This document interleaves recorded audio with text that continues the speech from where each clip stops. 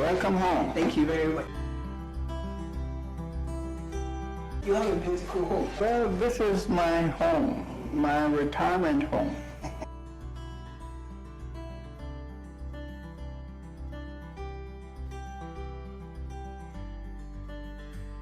We're fortunate to have Mr. Asamoah Yaw, and we are going to have a nice discussion. We are here in his home, a beautiful home, of course. We'll get talking to real business. So, where are we going now? Well, that's my living room. Follow me up there. Welcome once again to LMTV. We are here in the house of Mr.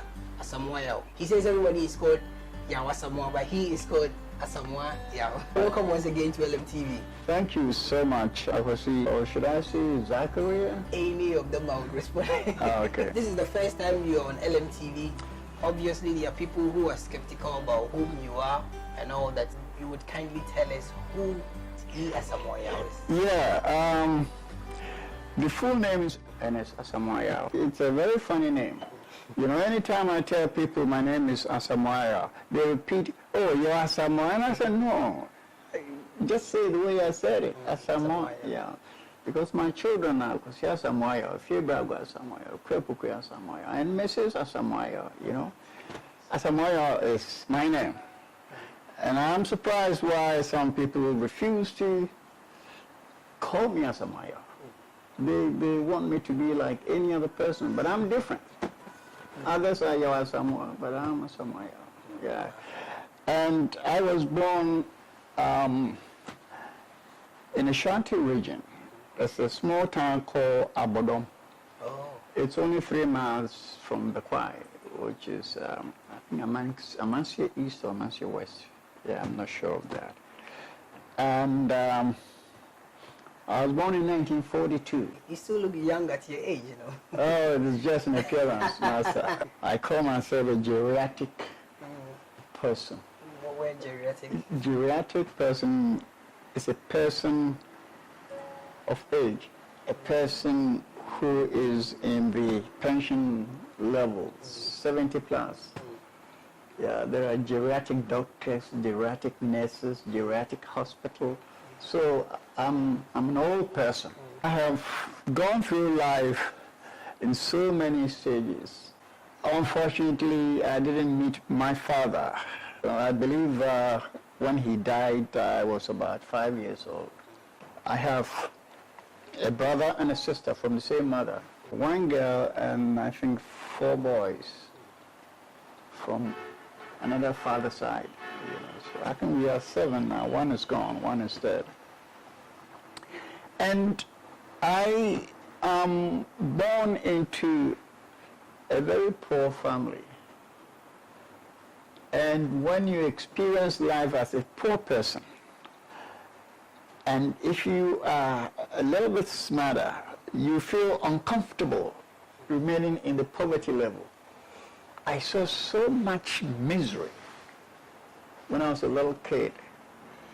You know, I remember I didn't even have a pair of slippers until after middle school, which is about 14, 15 years old. I had nobody to buy me these things. It was pretty bad. In fact, my grandmother was renting a room in the village. Biological siblings, how many were you? 7, I think. Oh. Yeah. Well, it's so difficult even to say it right away, because you have to think about it, you know. Why would you have to think about your... Well, we are 7. I think we are 7. The thing is, there came a time when I had to separate myself from them, because they misbehaved somewhere along the line. You know, when my mother died, my brothers and sisters, I think, and my uncles came together telling me that before my mother died, she told them that when she died, Asamoah Yaw and a wife should not come to the funeral. If I come to the funeral, she will open her eyes as a dead person. You know, she met me in Yasho. Yeah. And this was, I think, it's the second day that my mother had died. And as if they were kidding. They did everything to get me out. And I just walked out after the first week. Even that first week celebration, they disgraced me so much there that I vow never to get in touch with any of them. So how old were you by then? No, I'm talking about recent. Oh, okay. Yeah, this is about 15 years ago. Oh, okay. It's a long story, but when people ask me, Dad, where are you from? I just tell them I'm from the Kwabado. But really, I don't want to be from there. But you don't have a choice. Well, that is my roots, you know. And I have a house. I built a house for my mom before she died in the village. In fact, I was the first person to build a family home for the whole Adropukwia family. And this very Adropukwia family kicked me out of the home, of that house. It's sad. For no reason. Well, the reason is that they said my mother told them that I should not be at a funeral when she died. After building a house for her? She died in my house. And I know that my mother will not say that. I did everything possible for my mother. Every damn thing that a son needs to do for mother. You know, I got a green card. She came to America for 1 year with a green card. And I don't know. I did everything possible for her. Sometimes it's hard to please man. Yeah, well, you know, it's so strange. But later on I heard that one of my big uncles engineered all of this.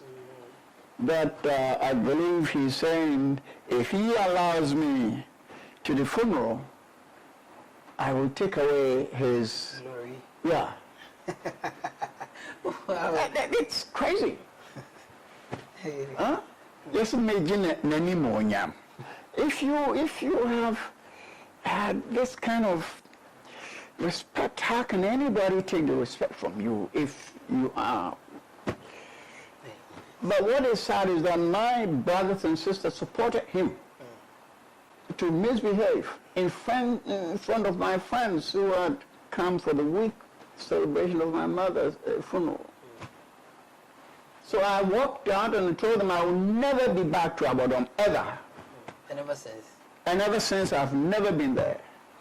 Asamoah Yaw. Yes, sir. We hear of Common Sense. I don't know if you heard of it. It's Yes. a kind of group popping up. I know Abraham. Yes. Abraham, Yes. yeah. I've met him several times on the radio. Common Sense. So we heard that you also have another theory. You see things differently from how most people think, especially when it comes to religion.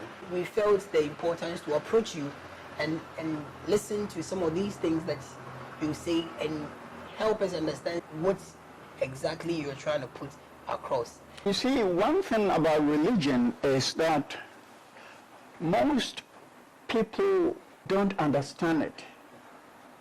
Let me explain a little bit about religion or religious history.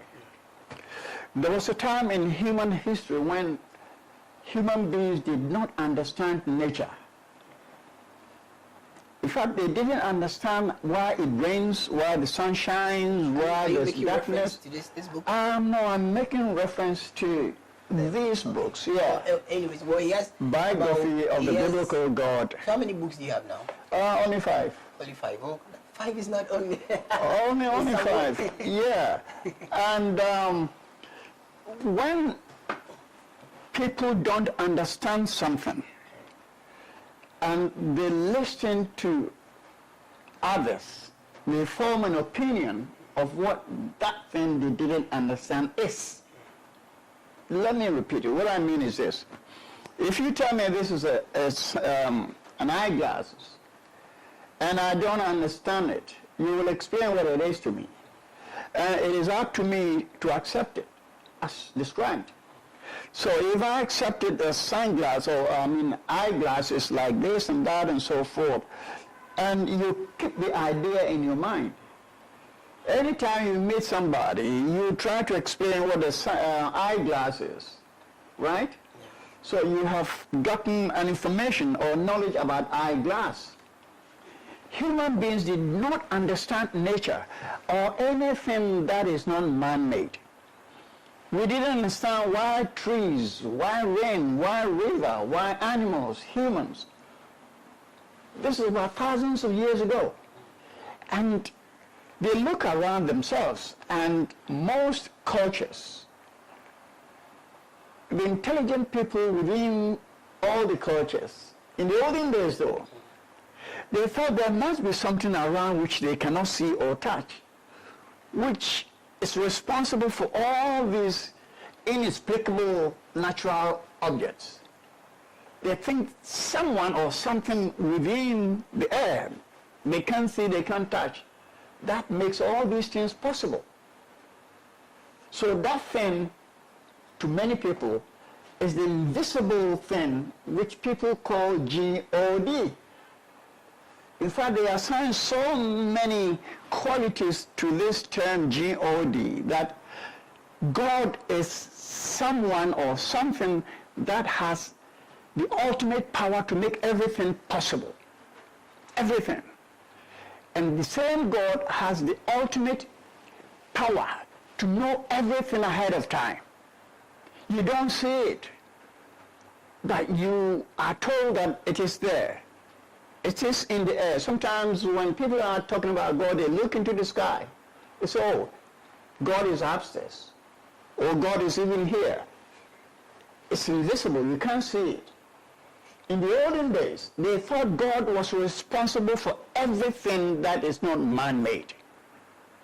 Now, so if we accept this definition of God as someone or something that has an ultimate power and ultimate knowledge than everyone and everything on planet Earth, that is God. Now, then think closely. Is there such a thing? Or someone who has the highest power to do everything and at the same time has knowledge of what is coming tomorrow and the next day? People did not understand anything. So they linked everything that is not man-made to that object, God. In Ashanti region, we call God Nyankopon or Nyame.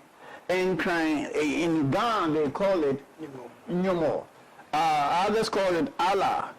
Every culture, we have at least 7,000 cultures in the world, and every culture has a name for that thing called God. And we nurture our children of this thing. Now, one of these cultures, one of these 7,000 cultures, is the Jewish culture that created a document called Holy Bible. The Jews are very, very smart. They've been able to transmit or transfer this Holy Bible concept throughout many of the cultures in the world.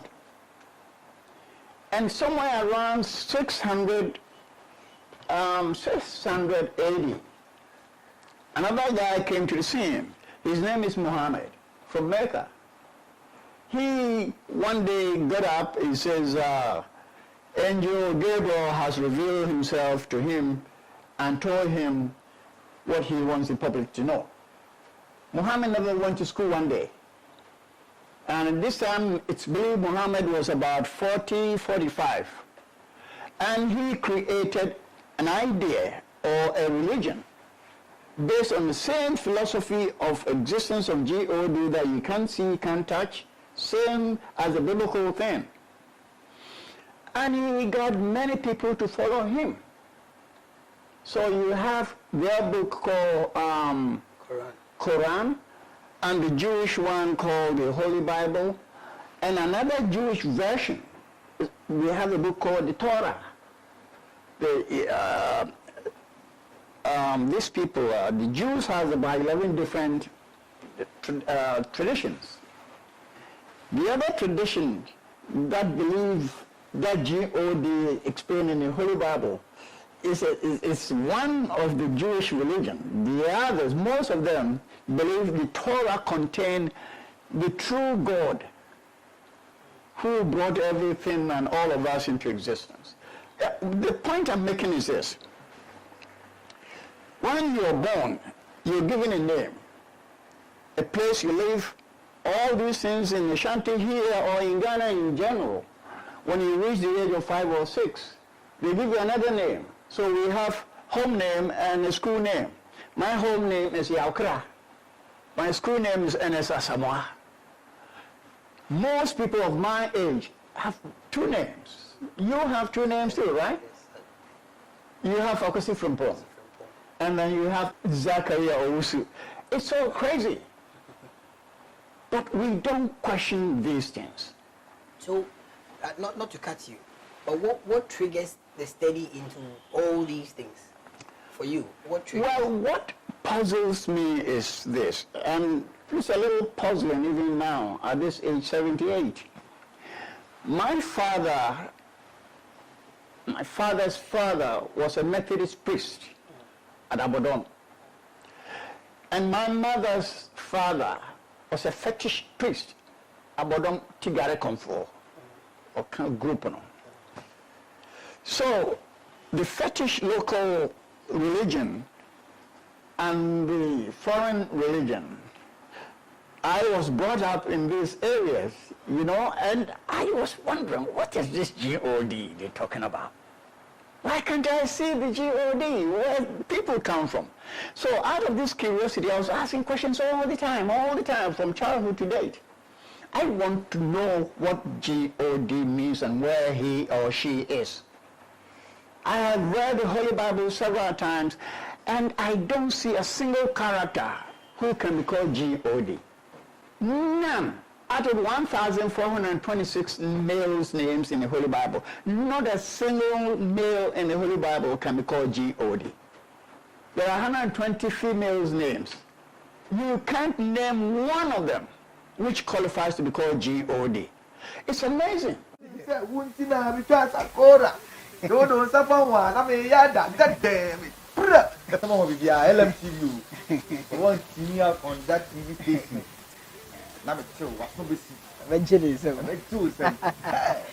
Welcome back from that quick break. We are still here with Asamoah Yaw, and he's giving us an insight of what he thinks makes up the reasons why God does not exist. You read so much. Well, it's my hobby. I love reading. I love reading, and I was not prevented. I was not brought up in literal world. And out of curiosity, I want to read to understand everything. And you read the Bible, you read anything you get hold of. Oh man, I read anything. What you're saying, a lot of people would think that it's a bit controversial. It's a bit confusing to what we have all been brought up with. Could everybody be wrong? Well, most people don't want to face the facts. They don't really want to question the essence of religion. They don't. It's so sad, they just accept it. From childhood, they send the child to the church to be Christian and so forth. Could it not be because we met it, and it's working for us? So someone was saying why they need to go and look for all these things, all these so-called answers. Zachariah, people are not thinking critically there. You see, if you have faith, that means that you have belief, a firm conviction that this thing is what it is, as your thought. Now, faith to me is good only if you have faith in yourself that I, Asamoah Yaw, I can do this, I can perform this. I have faith in myself that there's nothing I cannot do. Only if I want to do it, I can do it. Absolutely zero, nothing that I cannot do if I want to do it. My faith is in myself. I don't have to have faith in something you can't see or you can't touch, and someone tells me that thing is there. It's in the air. It's ancient. So what's the difference between you and the common sense, this common sense people? Well, the Abraham, common sense people, I met them one-on-one discussion on Metro TV and Metro Radio. They believe there is God. Okay. If you use common sense and God, everything is possible. Common sense, to me, is a sense that is common to everybody. Not necessarily everybody. That is common to that group of people. Common sense, Ashanti common sense. You know, it's common sense. If you greet him with your left hand, they'll say, hey. Common sense people think there is God. To me, I don't think they have examined it critically. There can never be a GOD. That is, there can never be an entity that has the ultimate power and ultimate knowledge than anyone or anything on this planet Earth. It's an impossibility. So where do you think human beings came from? Well, that puzzles many people. Because I think this, this book. Well, this book, around that area. most by nature, tends to explain that. But essentially, this is about a black man. The other day, a guy came here to take my garbage out, and when he opened the trail, there was this makers in the garbage. And I asked him, where do you think this thing comes from? He said, it's because of the food, the natural food which is rotten, and the humidity. And I said, wow, Tango, you done very well. You understand that. You went to secondary school, you did science, and said yes. Science can explain the source of life. We know life consists of water, air, heat, light, earth. They call it elements of life. Everything that has life, when it reaches an age, a certain age, nothing lives forever. It dies out. When it dies, the cells inside converts into a destructive cell to destroy that organ, the body, trees and birds and everything. If you leave a mouse here to die, you will see that 3 days or 7 days, you find some mucus inside the creature. It is the cells that is embedded in the animal's chemistry that has died and converted into destructive creatures to destroy the organ. So you will say that that new thing was made by GOD. Let's say God created a human being, and you bury the human being when he is dead. And about 1 month later, you go to see many mucus in it. And you say, God has done that, created these little things to destroy it. There is a source of life that we can identify. If you want to know where human beings come from, if you read science closely, they will say that there was a time when there was nothing, no living organic matter on planet Earth. But because there was some kind of explosion of the planet, it broke up into several pieces. You have North and South America, you have Africa, you have Europe, Asia, Australia. If you bring them together like that, you see that they fit into exact same positions. So it is true that the earth exploded and broke down into several pieces. And this created humidity. And humidity created rain. Rain fell for several centuries. And with the rain and light and heat and everything, it created some animals in the sea or in water. And over thousands of centuries, these creatures became animals. Some migrated to the land. Others remained in the rivers.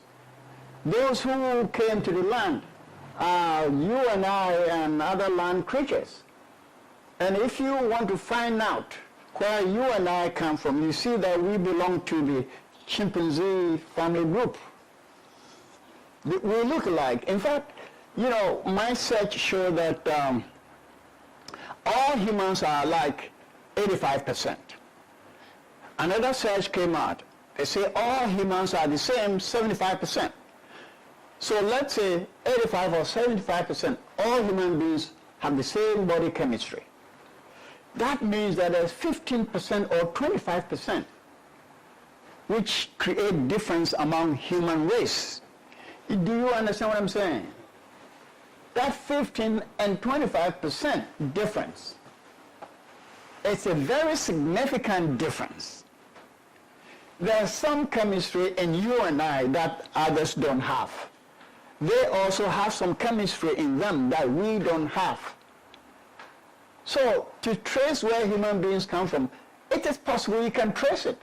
But to say God created heaven and earth, which is written in this Holy Bible, is trash.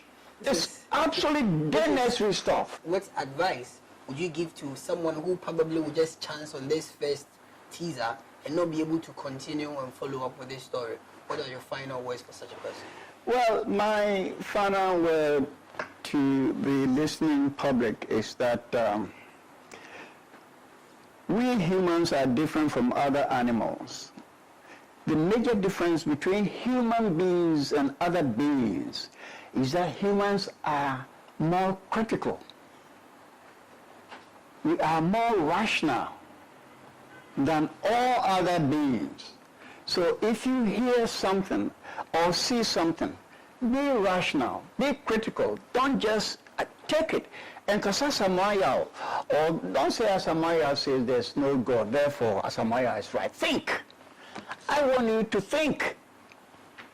Don't just take it that a book called Holy Bible has written there is God, therefore there is God. Think. Read it and be critical. Don't just take things just like that. My advice is, please, we are humans. Let's try to be more rational all the time. Most people are irrational. They just act. Especially you and I, black people.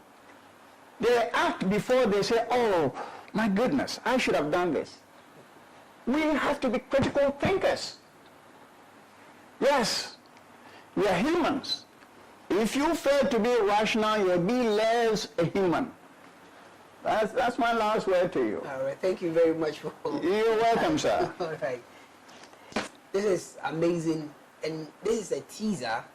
I'm sure that you're having fun as you watch us talk about creation, God, and all that.